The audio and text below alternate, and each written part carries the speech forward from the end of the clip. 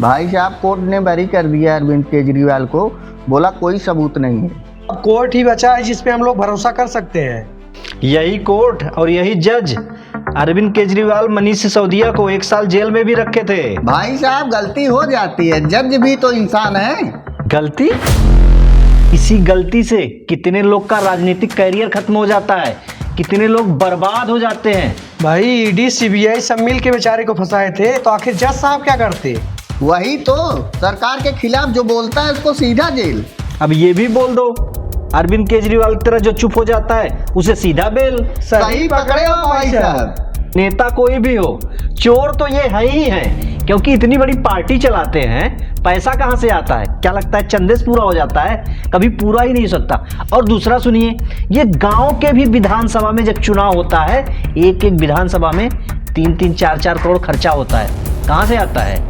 बात नेता की है ही नहीं है। लेकिन क्या कोर्ट भी ईमानदार है?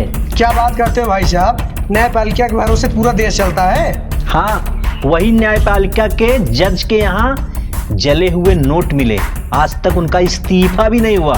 कम से कम नेताओं के ऊपर आरोप लगता है तो एक आध छुछुंदर छोड़ के बाकी सब इस्तीफा दे देते हैं।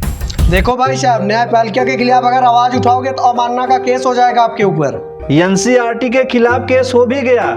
वो लोग चले थे बच्चों को ये पढ़ाने, न्यायपालिका में भ्रष्टाचार हो रहा है, अटक गए, माफी मांगते फिर रहे हैं। सही किया जज साहब ने। हाँ भाई, सबकी आलोचना करने वाले जज साहब की आलोचना कोई नहीं कर सकता। जज साहब तो भगवान है ना। अब जजों को भगवान का दर्जा दिया ही गया है। जब भगवान है तो भाई उनको हक ही है अपने बेटे को जज बनाने का, बेनामी संपत्ति छुपाने का, पास्को के कानून को अलग अलग तरीके से डिफाइन करने का, 20 साल बाद गरीब को फैसला देने का। जब भगवान है तो हमारी कौन सी मजाल है उनकी आलोचना करें।